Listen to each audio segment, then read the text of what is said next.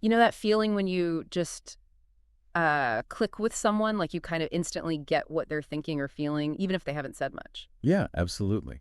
And that's the fascinating territory we're jumping into today. You shared Henrik Fexeus's book, The Art of Reading Minds, and it really digs into how we pick up on all those subtle cues, the stuff beyond just words. Exactly. And what really grabbed me is that Fexius makes it clear, this isn't about magic or some kind of supernatural thing. No, not at all. It's much more grounded.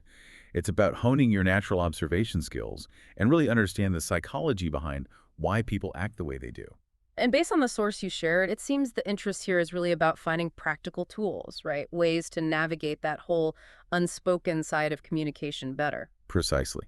So our mission for this deep dive is basically to unpack those actionable techniques from Fexius to give everyone listening, well, a clearer lens for understanding people's mental and emotional states. Okay, great. So let's tackle this whole idea of mind reading head on, Hmm. because Fexius is super clear right from the start about what it isn't.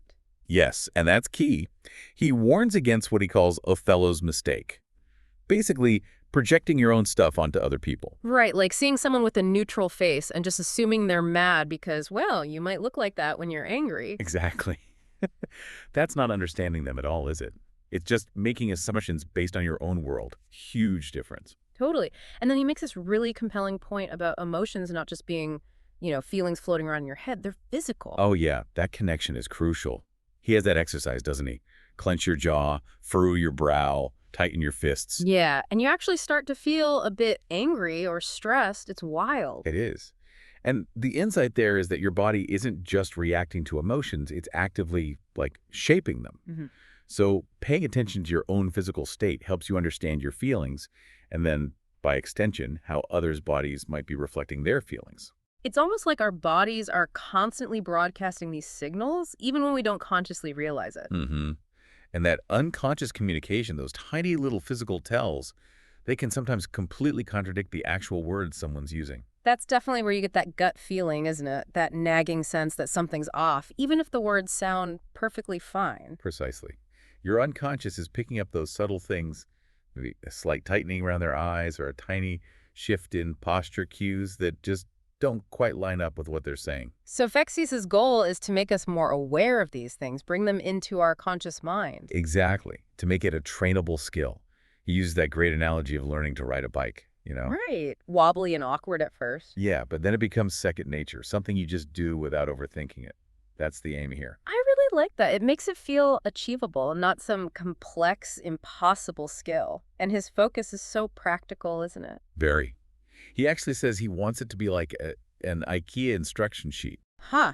Yeah, clear step by step, something you can actually put into practice without getting lost in loads of abstract theory. That's it. And he does lean on the work of others like Morris, Ekman, Damasio. Hmm. So it's grounded in solid behavioral science, which gives it credibility. Okay, so we've got a handle on what this mind reading actually is and isn't. What's the next big piece Fexius talks about? He dives straight into the power of rapport, building that connection. Rapport. That sense of being on the same wavelength, basically. He says that's fundamental if you want to really understand someone else's state of mind. Absolutely. Yeah. And the key question then becomes, well, how do you build it? Good question. What does he suggest? A primary way, he argues, is by subtly adapting to the other person's communication style. Not just their words, but their body language too. Okay, so kind of mirroring them a bit. Yeah, in a way. Uh-huh. On an unconscious level, doing that sends a powerful message. It's like saying, hey, I'm like you, I get you. And that builds trust almost instantly. It's like tuning into their frequency. Even small things like matching their tone or maybe adopting a similar posture can make a difference. Exactly. Creates more harmony.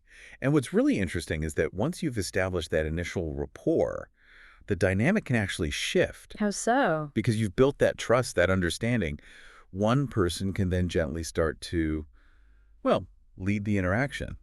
It's a subtle dance, often totally unconscious. And he stresses it's not just for easy situations, right? You can build rapport even when things are tense or difficult. Definitely. It just takes more conscious effort, more patience. It's not a magic wand. Yeah. It's a skill you practice. Right, needs practice. Okay, so putting rapport into action. People often jump straight to body language, don't they? But Fexius kind of pushes back on the simple Oh, interpretations. absolutely. That classic idea that crossed arms always means someone's defensive or closed off. He says, hold on a minute. Yeah, what's his take? Well, the crucial thing is that gestures don't have fixed universal meanings. Hmm. Like a dictionary. Yeah. Crossed arms could just mean they're cold. Or maybe that's just how they feel comfortable sitting. So context is everything. Totally. Hmm. You need to look at the whole picture, their face, their voice, the situation itself to get a real sense of what's going on. It's not about decoding isolated movements. Okay, so less code breaking, more pattern recognition. He talks about representative gestures, doesn't he? What's that about? Yeah, that's about subtle mirroring. So instead of like directly copying a big gesture someone makes, which can feel really obvious and weird, Yeah, a bit creepy, maybe. right? You might adopt a similar but smaller gesture. So if they Mhm. loosely cross their arms, maybe you just rest one hand on your opposite wrist. It signals connection, but subtly. That makes sense. And it's not just the big movements, is it? He mentions noticing those involuntary things, too. Like changes in skin tone, someone going pale with fear, or blushing, maybe even where they blush, or pupil dilation as a sign of interest. What about the practical advice on mirroring? What stood out there? Well, I found it interesting how he suggests mirroring positive body language, like sitting up straight, a relaxed smile can actually subtly lift the other person's mood. Oh, interesting. Like a positive feedback loop. Kind of, yeah. Yeah. But then he immediately adds that crucial warning. Yeah. You have to be sensitive. You absolutely wouldn't mirror someone slumped over in genuine sadness. That would just be awful, totally insensitive. No, that would be terrible. So it's about empathy, not just mimicry. Exactly. And he gives some neat exercises like watching people on TV, trying to subtly mirror them, and noticing your own reactions, how you start to anticipate their movements. I saw that.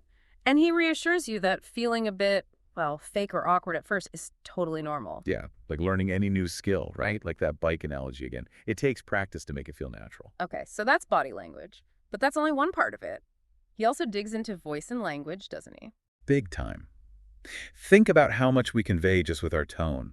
Is it flat, monotonous, or is it engaging, melodic?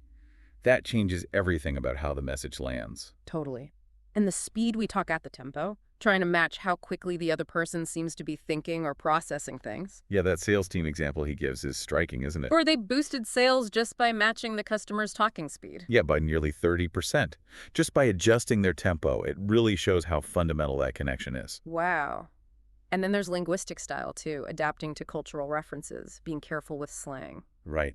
Especially slang, he cautions against using it if it's not genuinely part of how you speak, because it can backfire and sound inauthentic. Good point. And what about trance words? That was an interesting concept. Yeah, those are the specific words or phrases someone uses really frequently.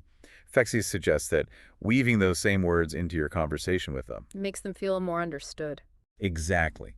It creates a deeper sense of connection because you're literally speaking their language, reflecting their own internal vocabulary back at them. It sounds like a lot to juggle tone, tempo, words. Well, he does point out that we actually do a lot of this unconsciously anyway. Think about how we end phone calls, those subtle cues we give and pick up on. That's so true. You just sort of know when the conversation is winding down. It's like everyday mind reading. Pretty much. Now, he also mentions adapting breathing, which is like a super basic rapport method, but he admits it's hard to actually observe someone's breathing easily. Yeah, that seems tricky. But then he talks about energy levels, which felt much more immediately applicable. Oh, definitely. The Energizer Bunny versus Garfield analogy. Huh. Yeah, that paints a clear picture. People just have different natural energy states. Right. And his point is, you need to try and meet someone closer to their level if you want to connect. Hmm. Trying to be super high energy with someone naturally low key. It just creates friction, doesn't it? A mismatch, like trying to jam the wrong puzzle pieces together. Exactly. You're working against the grain. Now, this next bit I found really useful for handling disagreements. Opinion Aikido and opinion Kung Fu. Yes. Tell me more about that. Aikido first. Okay, so opinion Aikido is all about finding common ground, finding something you can agree on even if you disagree overall. It establishes that initial connection. So even if you're arguing about, say, boats versus cars, you could agree that efficient transport is important. Something like that. Or just agreeing that it's good you're both passionate about your preferences. It's about finding any point of alignment first before jumping into the conflict. It's like saying, okay, I see where you're coming from on this point. It positions you alongside them rather than directly opposing them from the get-go. Redirects the conflict energy a bit. Precisely. And then there's opinion kung fu, which is quite clever. What's the technique there? It's about using the word and instead of but to connect ideas, especially potentially conflicting ones. But creates opposition, whereas and creates leakage, a sense of flow and agreement. Like the politician example he uses. Exactly. Instead of saying we need economic growth, but we must protect the environment, saying we need economic growth, and to achieve sustainable growth, we must protect the environment. It totally reframes it, doesn't it? Makes the two ideas seem complementary instead of contradictory. Very smooth. It is. And it ties back again to that idea of using similar language, even online stuff like lol or imho, if appropriate, to build that shared understanding, that feeling of being in sync. Right, being part of the same tribe, almost. Now, he also circles back to Dale Carnegie, doesn't he, about getting people talking about themselves. Yes, reminding us that it's not just good manners. It makes you a better conversationalist and subtly more influential because people are naturally drawn to discussing their own interests. Makes sense. And then he gives tips on spotting when someone's checking out mentally. Yeah, those little signs of disengagement. The subtle body shift away. Maybe their weight shifts forward onto the balls of their feet. He calls it the frozen Tai Chi moment. Just before they make their escape. Pretty much. It's those tells that their attention is wandering. And his advice on ending conversations is really practical, too. Keep it brief. Do it while they're still tuned in. Schedule a follow-up if you need to. And crucially, don't drop the most important piece of information just as you're turning to leave. Right, because they'll probably miss it entirely. He also mentions the obvious signs of engagement, too, like eye contact, leaning in. Standard stuff, but good reminders. These signals show someone is present and invested. And then there's the fascinating bit about pupils. Oh yeah, pupil dilation. The idea that our pupils widen when we're interested in something. He cites a study, the Wazowski study. Suggesting like a 5 to 15% dilation. And this is a big but. It's not foolproof, right? Yeah. Lighting changes pupil size too, or, other factors. Exactly. So you can't just look at pupil size in isolation. The key takeaway is to look for changes in pupil size, assuming the lighting is consistent. That shift in response to something you say or show. That's a more reliable indicator of interest or engagement. That's the idea. It's about the dynamic response. Huh. Okay, so finally, he wraps up with a few key things to actively avoid when trying to build rapport. Right. Don't try to fake an accent or dialect. Definitely not. Be mindful of nervous acts. Avoid agreeing with things you genuinely don't agree with. Insincerity often shows. And definitely don't mirror extreme negative emotions. That's just counterproductive. Absolutely. And he throws in that great piece of advice from Milton Erickson. If something isn't working, just stop doing it. Try something else. Simple, but wise. It all Yeah. seems to come back to being observant, adaptable, and, well, authentic. That sums it up nicely. So as we kind of wrap up this deep dive, what are the main takeaways for you? What really sticks? For me, it's definitely the push to be a much more conscious observer, really paying attention to the nonverbal stuff, not just the words, and the idea of actively but subtly adapting my style to build that rapport. Plus, those specific techniques like finding common ground, the Aikido thing, and using and instead of but, those feel really practical. And just being more aware of when someone's engaged or starting to drift off, that seems super useful day to day. Yeah, I agree.